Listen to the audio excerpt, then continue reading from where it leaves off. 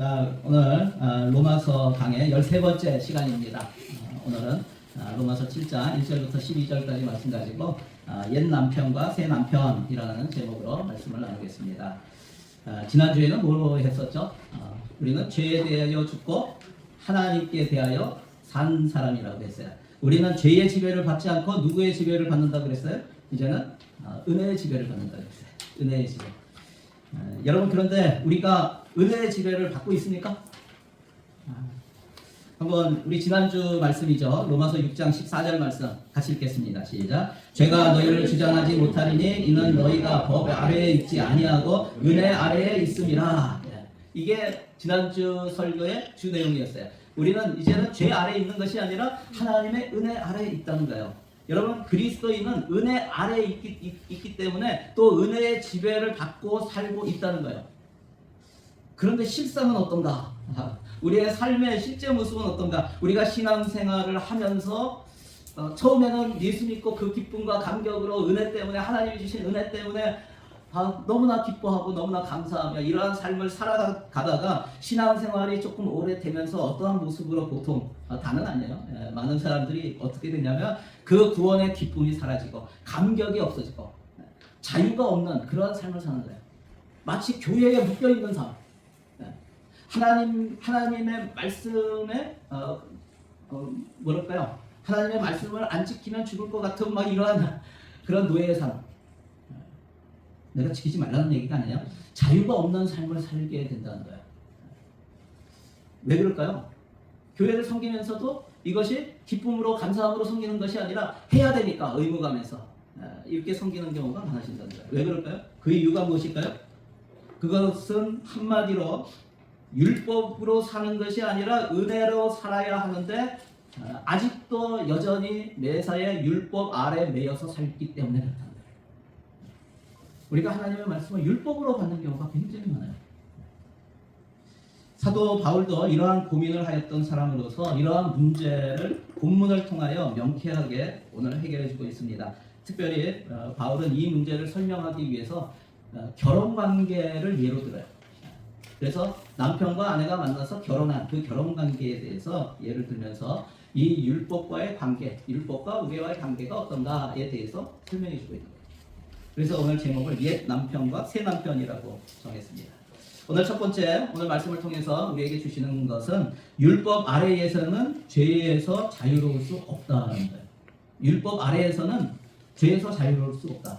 누구든지 사람은 법이라는 테두리 안에서 살게 되어 있습니다.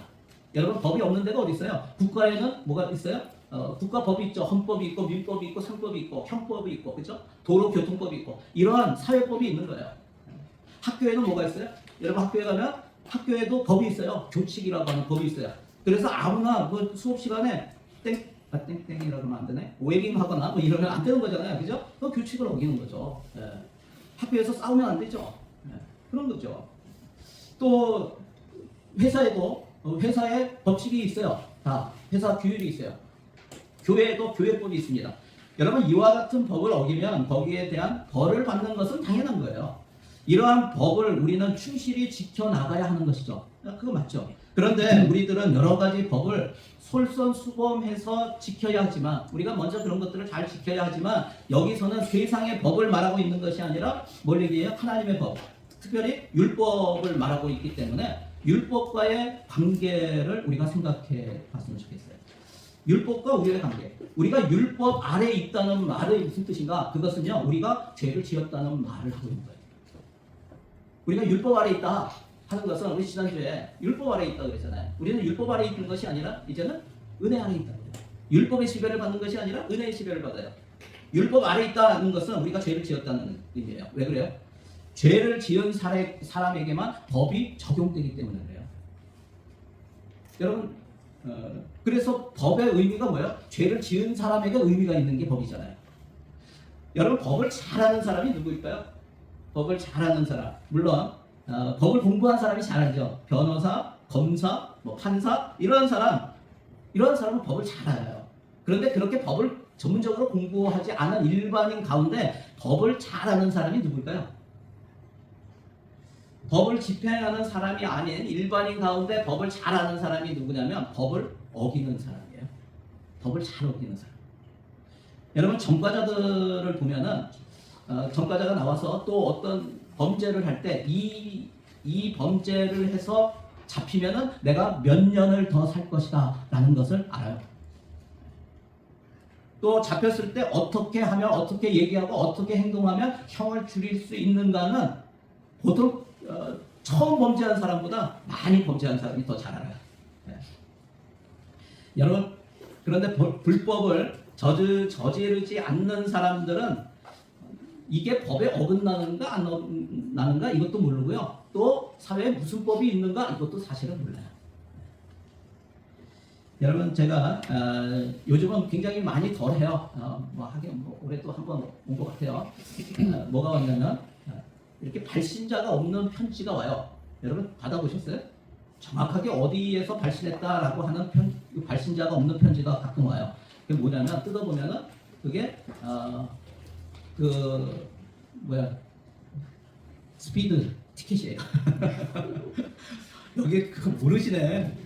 그래 발신자가 없는 그거 하니까 잘 모르시는 거 보니까 저는 요즘은 많이 덜한데 제가 95년도에 후반부에 인버카길에 내려가서 거의 한 1년 가까이 있었던 것 같아요. 인버카길 뉴질랜드 최남단이죠. 인버카길에서 살면서 거의 한 달에 한 번 내지 두 번 그런 편지를 받았어요. 스피드를 얼마나 냈든지. 제가 싱글이었기 때문에 거기 키위집에 홈스테이를 하고 있었어요. 그 홈스테이 파더가 뭐라고 하냐면 데니, 제 이름이 데니인데 데니 너는 이 나라에 기여를 정말 많이 하는구나 이렇게 칭찬을 해줬어요. 칭찬 같지 않은 칭찬을 했어요. 그만큼 벌금을 많이 냈어요. 그 당시에 제가요 스피드가 리미트가 얼마인데 얼마를 오버하면은 이거는 벌금이 얼마 나온다 이거를 다 알았어요. 그리고 어떻게 하면 여러분 그냥 이렇게 차 달리는데 스피드 카메라 탁탁 해가지고 하는 건 벌점 없어요. 알죠? 모르시는구나. 그 경찰한테 잡히면 벌점이 있어요. 아니 집사님 이러시네. 경험이 없으시구나. 그리고 속도가 어느 정도 높으면 벌점이 얼마다. 그리고 벌점이 얼마 정도 쌓이면 면허가 정지된다. 이런 것도 다 알았어요. 하도 법을 많이 어겨서. 여러분 우리가 사실은 하나님의 법, 하나님 앞에서 율법 앞에서 이러한 존재라는 거예요. 여러분 율법 중에 대표적인 율법이 뭐야? 계명, 십계명이죠. 여러분 우리가 십계명을 보면 다 우리에게 해당하는 계명들 있죠. 나는 저 십계명과 전혀 해당이 없습니다. 저는 무관합니다. 이러한 분들이 있으세요? 아무도 없을 거예요. 십계명의 첫 번째가 뭐예요? 나 이외에는 다른 신을 두지 말라 하는 거죠. 십계명에 1계명부터 4계명이 다 이거예요. 우상 숭배에 대한 거예요. 여러분 나는 우상 숭배를 한 적이 없습니다. 이렇게 생각하시는 분 있으세요? 지금도 나는 우상 숭배는 우상 숭배가 나와는 전혀 상관이 없습니다. 이렇게 생각하시는 분 있으세요? 집에 불상을 안 갖다 놓으면 괜찮은 거예요? 여러분 성경이 뭐라고 되어 있어요? 탐심은 우상 숭배니라 이래요. 우리 암송기자에 나오죠? 탐심은 우상 숭배니라. 뭐예요? 여러분에게 무엇인가 요즘은 뭐 먹는 거에 대한 탐심이 굉장히 높아요. 더 맛있는 걸 찾아가지고 다니고 그러는 사람들이 얼마나 많아요. 탐심이 없어요? 여러분 더 좋은 거 갖고 싶고 더 나은 거 갖고 싶고 남이 좋은 거 가지면 어떻게 해요? 저것도 나도 갖고 싶어 이러한 마음들이 있잖아요. 여러분 탐심이 우상 숭배예요. 살인하지 말라라는 계명이 있어요. 여러분 살인하지 말라. 나는 그 계명과는 전혀 상관이 없습니다. 탐심은 있어도 살인은 상관이 없어요. 이렇게 생각하세요? 아니에요? 여러분 형제를 미워하는 게 뭐라고요? 살인하는 거예요. 요한일서 3장 15절에 보면 그 형제를 미워하는 자마다 살인하는 자니 살인하는 자마다 영생이 그 속에 거하지 아니하는 것을 너희가 아는 바라. 제가 복음을 전할 때 가끔 그런 얘기를 해요. 형제를 죽도록 미워하면은 살인한 것과 같다고 성경에서 얘기하죠. 이러면은 뭐라고 하냐면 그래요. 아니요. 거기에 죽도록이라는 말이 없어요. 여기 보세요. 그냥 형제를 미워하는 자는 살인하는 거예요. 여러분 미움이 뭐예요? 나는 미워하는 거 한 번, 나는 미움이라는 게 없어요. 내 마음에. 이런 사람이 있어요? 이런 사람이 어디 있어? 여러분 미움으로부터 자유로운 사람이 있는가? 전혀 없다는 거예요. 간음하지 말라라는 계명이 있어요. 저는 이것과는 진짜 상관이 없어요. 저는 간음 안 했어요. 정말요? 마태복음 5장 28절 같이 읽어볼까요? 자, 시작. 나는 너희에게 이르노니 음욕을 품고 여자를 보는 자마다 마음에 이미 간음하였느니라. 여러분 무슨 얘기예요?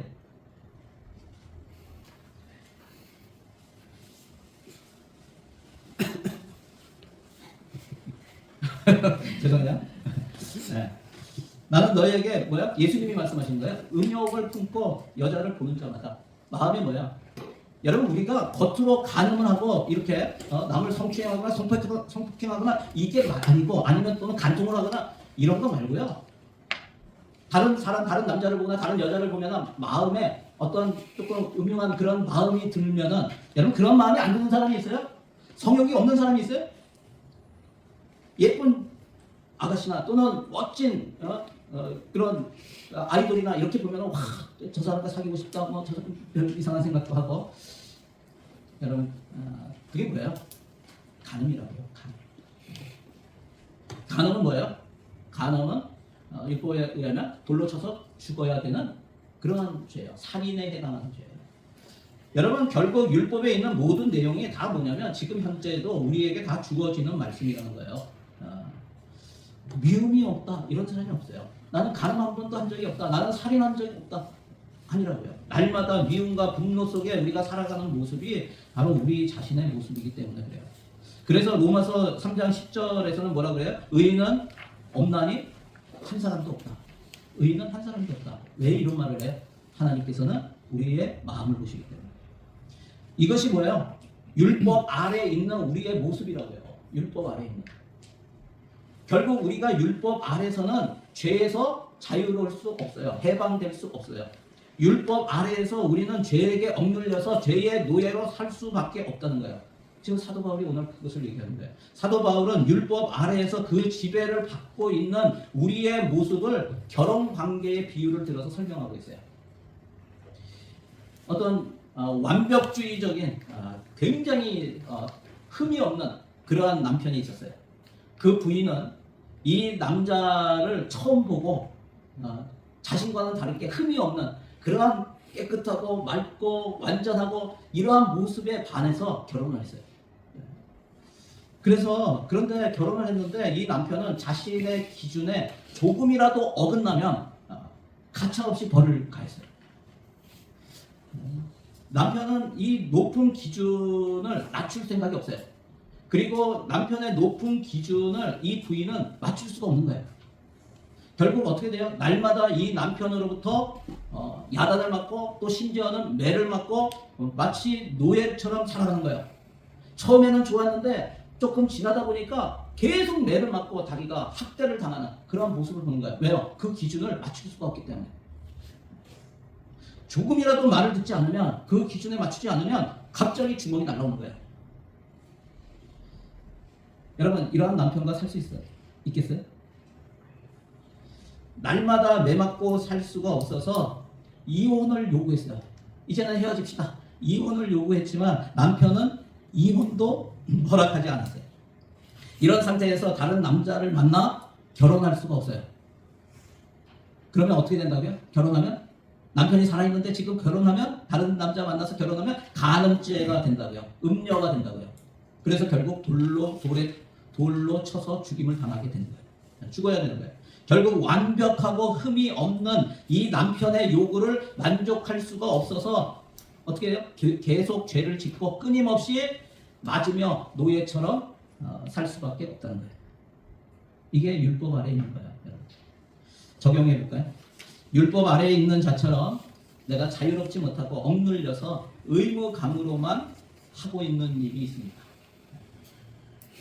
두 번째는요. 죄에서 해방될 수 있는 방법에 대해서 알려줘요. 그것은 내가 죽는 것이다. 율법이라고 하는 완벽한 남편의 요구를 들어줄 수도 없고 그에게서 이혼해서 자유로워질 수도 없는 이 여인이 남편의 그 사슬에서 벗어날 수 있는 방법이 무엇인가? 그것을 3절에서 얘기해요. 3절 말씀 같이 한번 읽어볼까요? 다시 시작. 그러므로 만일 그 남편 생전에 다른 남자에게 가면 음녀라. 그러나 만일 남편이 죽으면 그 법에서 자유롭게 되나니 다른 남자에게 갈지라도 음녀가 되지 아니하느니라. 할렐루야. 야, 이 남편에게, 이 완벽주의자 남편에게 맨날 매만 먹고 살다가 해방될 수 있는, 자유로워질 수 있는 방법이 있다는 거예요. 이 사슬에서 벗어나올 수 있는 유일한 방법이 뭐라고요? 죽는 거라고요. 누가 죽으면, 남편이 죽으면 그것으로 해방이 되는 것이에요. 그죠? 남편이 죽었는데. 그러면 다른 남자에게 새로 시집을 가도 이것은 가늠한 것으로 보지 않게 된다는 거예요. 그런데 문제가 무엇인가? 율법은 절대로 죽지 않는다는 거예요. 이 남편이 안 죽는다고요? 어떻게? 심각하네. 그죠? 여러분, 율법은 주님 다시 오실 때까지 1.1획도 변함없이 이 땅에 존재할 것입니다. 언제까지요? 주님 다시 오실 때까지, 이 세상이 끝나는 날까지. 이 완벽주의 남편 안 죽어요. 여러분, 전혀 상처도 입지 않습니다.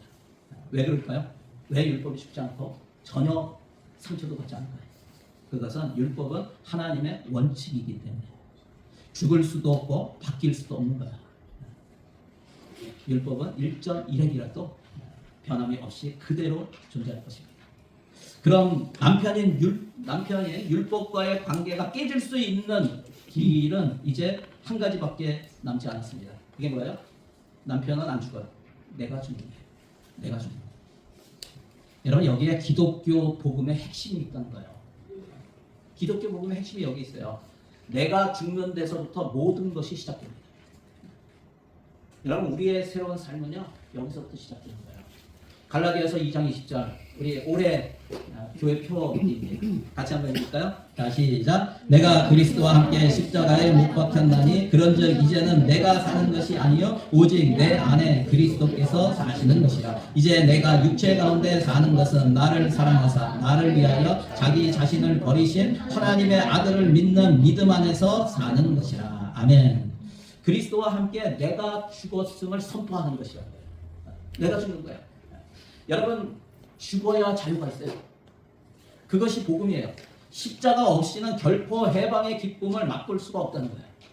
죄의 유혹에 끌리지 않는 방법이 있다는 거예요. 죄의 노예가 되지 않는 방법이 있다는 거예요. 그게 뭐예요? 내가 죽는 거예요. 예를 들면 이런 거예요. 옛날 우리 학생들, 어린이 학생들, 청년들 알까 모르겠어요. 사극에 나와, 사극에. 옛날 궁중에 가면은요, 왕을 섬기는 남자들이 있어요. 내시라고 해요. 내시.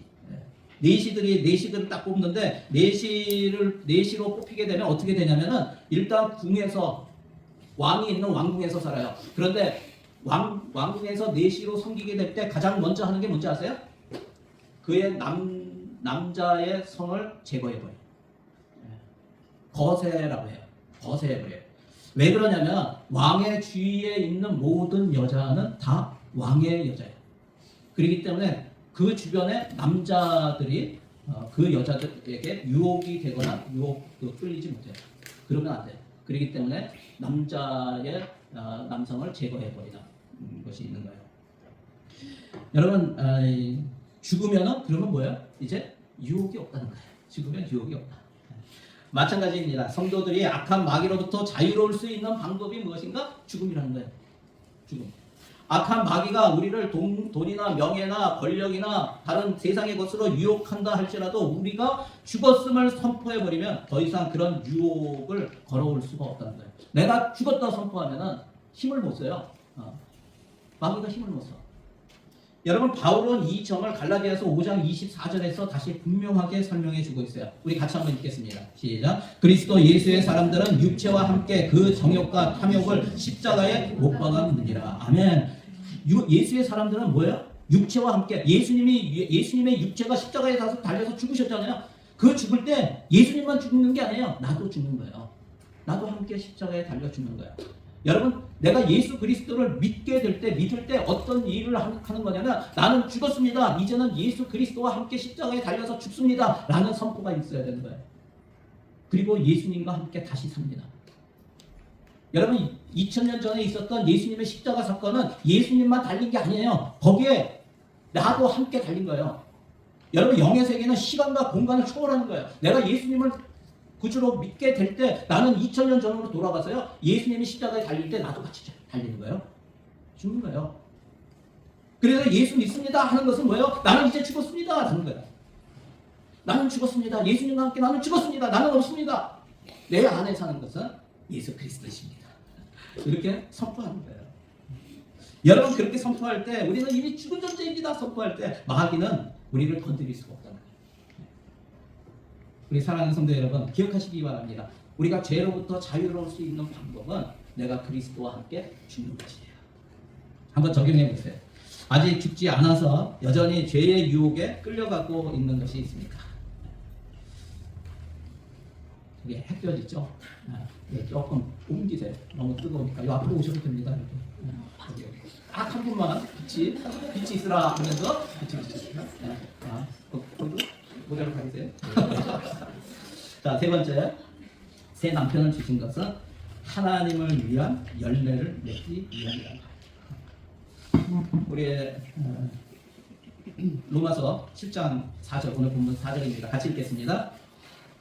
그러므로 내 형제들아 너희도 그리스도의 몸으로 말미암아 율법에 대하여 죽임을 당하였으니 이는 다른 이 곧 죽은 자 가운데서 살아나신 이에게 가서 우리가 하나님을 위하여 열매를 맺게 하려 함이라. 십자가에서 죽임을 당한 그리스도의 몸으로 말미암아 우리는 율법에 대하여 죽임을 당한 거예요. 십자가로 인해서 율법과의 결혼 관계는 깨끗이 끝이 난 것이에요. 여러분 믿는 자는 율법의 모든 정죄와 구속과 저주로부터 자유로워졌다는 거예요. 믿으십니까? 네. 우리가 이 부분을 잘못 해석하면은 안 돼요. 이제는 예수님이 오신 이후에 이제 신약 시대에는 율법에서 해방되었으니까 이제는 그 율법의 저주가 모든 사람에게 다 없어졌는가? 그거 아니라는 거예요. 그거 아니에요. 그리고 믿는 사람들도 내가 이제는 예수님 율법에서 해방됐으니까 죄를 마음대로 짓고 신앙생활을 마음대로 해도 괜찮다라는 거 아니에요. 그런 거 아니에요. 네. 여러분 그런데 그렇게 하라고 새 남편을 주신 것이 아니라는 거예요. 새 남편을 주신 이유가 뭐냐면 여러분 이 7장 4절에 있는 이거예요. 이게 뭐예요? 지금 새 남편인 예수 그리스도를 통해서 옛 남편인 율법에서 해방시켜 주신 것은 하나님을 위하여 열매를 맺게 하려는 하나님의 소원이 있다는 거예요. 그래서 이 말씀 굉장히 중요해요. 여러분 로이드 존스 목사님이 이 로마서 7장 4절 말씀을요 복음의 핵심이라고까지 얘기합니다. 우리 다시 한번 읽어볼까요? 로마서 7장 4절 시작. 너희도 그리스도의 몸으로 말미암아 율법에 대하여 죽임을 당하였으니 이는 다르니 곧 죽은 자 가운데서 살아나신 이에게 가서 우리가 하나님을 위하여 열매를 맺게 하려 함이라. 살아나신 이에게 가서 예수 그리스도께로 가서 뭐 하라고요? 우리가 하나님을 위하여 열매를 맺게 하려 합니다. 여러분 하나님을 위한 열매를 맺기 위해서 우리가 어떻게 하여야 할까? 이제 내가 사는 것이 아니라 내 안에 그리스도께서 사십니다 라고 고백하고 그것을 인정하며 그분의 인도함을 따를 때 가능하게 되는 거예요. 하나님을 위한 열매들이 맺혀지게 돼요. 그러므로 우리 자신은 날마다 죽어야 돼요. 여러분 그래야 내 안에 계신 예수께서 사시고 그분이 내 인생의 주인으로 사실 때 하나님을 위한 열매를 맺을 수 있다는 거예요. 그런데 우리는 자주 이 사실을 잊어버립니다. 그러다 보면은 또 내가 살게 돼요. 그래서 우리 표로 그걸 정한 거예요. 내 안에 그리스도께서 사십니다. 자꾸 잊어버리기 때문에. 잊어버리면 어떻게 돼요? 잊어버리고 내가 살면은 뭐가 나타나냐면 하나님을 위한 열매가 겉의 모습은 비슷한 것 같은데 하나님이 기뻐하시지 않아요. 하나님을 위한 열매가 아니라 나를 위한 열매를 맺게 된다. 여러분 우리가 잘 아는 개구리 이야기 있어요. 여러분 들어보셨을 거예요. 하늘을 날아보고 싶은 개구리. 하늘을 날고 싶은 개구리가 있었어요. 어떻게 하면 하늘을 날 수 있을까를 고민하다가 하루는 이렇게 하늘을 우아하게 날아가는 학을 봤어요. 학을 보면서 좋은 아이디어가 생각이 났어. 그래서 학을 막 부릅니다. 학님 잠시만 내려와 주세요. 그랬더니 학이 부르니까 딱 내려왔어요. 그랬더니 학에게 이렇게 얘기한 거예요. 학님 저는 하늘을 날고 싶습니다. 좀 도와주세요. 그랬더니 학님이 그럼 어떻게 내가 도우면 날 수 있어요? 뭘 할까요? 그랬더니 막대기를 하나 가져와가지고 막대기 끝을 물고 날아주세요. 내가 그 막대기 끝을 이렇게 물고 있으면 제가 날 수 있을 것 같아요. 그래서 그러세요? 어려운 부탁이 아니라서 막대기 끝을 딱 물고 확이 날기 시작했어요. 그랬더니 이 개구리가 하늘을 나는 거예요. 막대기 끝을 물고. 주변에 있던 개구리들이 그걸 보는 거예요. 와, 나네? 정말 나네? 개구리가 나네? 야, 너 진짜 어떻게 이렇게 이런 아이디가 어디에서 나왔어? 너 정말 똑똑하구나. 야, 너 정말 하늘을 나는구나. 야, 누가 그런 생각을 해줬어? 막 칭찬을 해요. 그랬더니 이 개구리가 그것을 들으면서 어깨가 으쓱해져요. 그러면서 뭐라고 했냐면 내가 했지 그랬어요. 그 순간 개구리는 떨어져서 죽었다. 여러분, 하나님을 위한 열매를 맺기 원하세요? 내가 살아있으면, 내가 살았다, 내가 했다, 내 능력이다, 내 힘이다 라고 생각하는 순간 우리는 더 이상 하나님을 위한 열매가 열리는 것이 아니라 나를 위한 열매가 열리게 되는 것임을 기억해 하시기 바랍니다. 내가 죽지 않고서는 하나님을 위한 열매를 맺을 수가 없다는 것이 성경의 가르침입니다. 사도 바울은 이러한 원리를 깨달았기 때문에 고린도전서 15장 31절에 나는 날마다 뭐한다? 죽노라. 사도 바울은 나는 한번 예수 믿을 때 한번 죽었습니다. 끝입니다. 한 게 아니고 나는 날마다 죽노라. 선언을 했어요.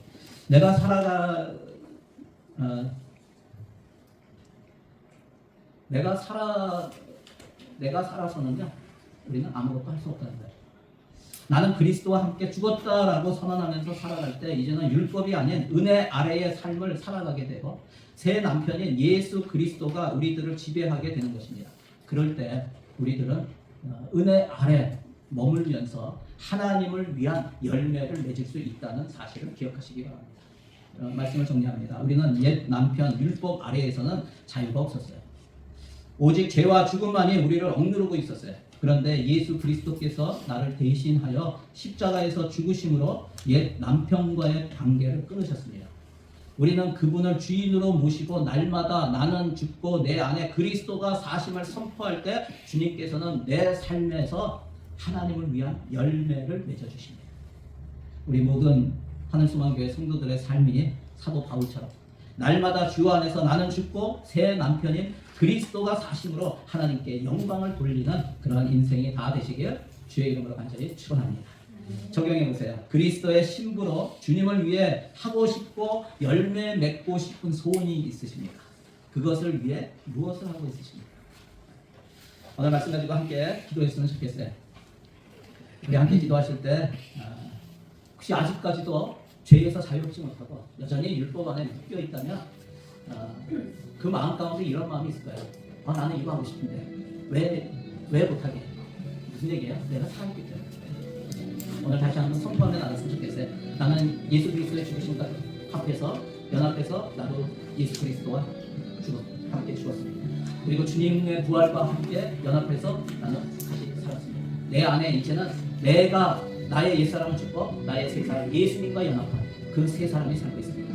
예수님, 내 안에 계신 주님, 나를 주님이 원하시는 일로 나를 사용하여 주시옵소서. 하나님을 위한 열매들이 맺는 그러한 인생 되기를 소원하오니 하나님 나를 붙들어 주시고 이끌어 주시고 그러한 열매를 맺도록 역사하여 주시옵소서. 우리 이렇게 고백하며 선포하며 함께 기도하기 원합니다. 우리 주여 한번 부르시고 함께 기도합니다. 주여, 할렐루야. 하나님 감사합니다. 주의 이름을 찬양합니다. 하나님 그렇습니다. 아버지 하나님 여전히 죄 가운데 아버지 끌려가고 있는 그런 인생이 있다면 여전히 나쁜 습관에 의해서 아버지 하나님 죄를 다스리지 못하고 끌려가고 미혹에 넘어가는 그런 인생이 있다면 아버지 이 시간에 주님 고백합니다. 하나님 이제는 내가 죽었습니다. 선포합니다. 나의 욕망대로 살지 않게 하여 주시고 나의 탐심대로 살지 않게 하여 주시고 나의 욕심대로 사는 그런 인생 되지 않기를 원합니다. 이제는 예수 그리스도의 죽으심과 더불어 나도 이제 죽었습니다. 이제는 내 안에 예수 그리스도께서 사십니다. 그분을 위해서 살기 원합니다. 주님 역사하여 주시고 인도하여 주시옵소서. 주님의 소원을 나에게 허락하여 주시옵소서. 그 소원대로 주님을 따라가며 하나님을 위한 열매를 맺는 그런 아름답고 귀한 인생 되기를 소원합니다. 하나님 붙들어 주시고 인도하여 주시옵소서. 주님께서 내 주인이십니다. 내가 주인인 그런 삶을 이제는 내려놓습니다. 주님이 주인이십니다. 주님이 원하시는 그 삶대로 아버지 주님이 원하시는 일을 소원을 이루어 나가는 그런 인생 되기를 소원합니다. 아버지 하나님, 내가 나에게 주어진 이 시간도 주님의 시간이 오니 주님이 원하시는 일에 사용하게 하여 주시고, 하나님 주님이 원하시는 그러한 하나님이 주신 그 달란트,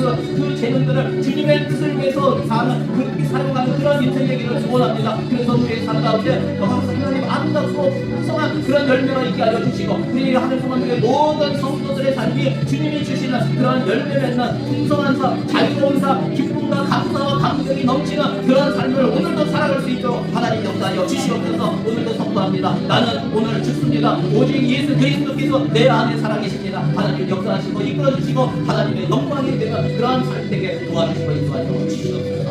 감사합니다. 하나님 감사합니다. 주님을 찬양합니다. 하나님 그렇습니다. 여전히 내가 살아서 하나님의 영광을 드러내지 못하고 나를 위한 열매만을 맺는 그러한 인생을 살았던 것을 이 시간에 회개하고, 이제는 다시 한번 선포합니다. 예수 그리스도와 함께 나도 죽었습니다. 이제는 예수 그리스도와 함께 이제 내 안에 주님과 연합한 그러한 새로운 새 사람으로 내가 살아가고 있음을 믿습니다.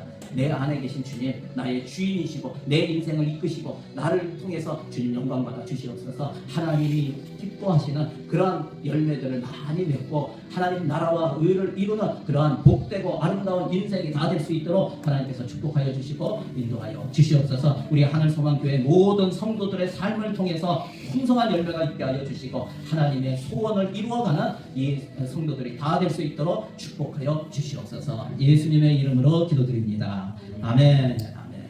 우리 하나님께 영광의 박수 올려드리겠습니다.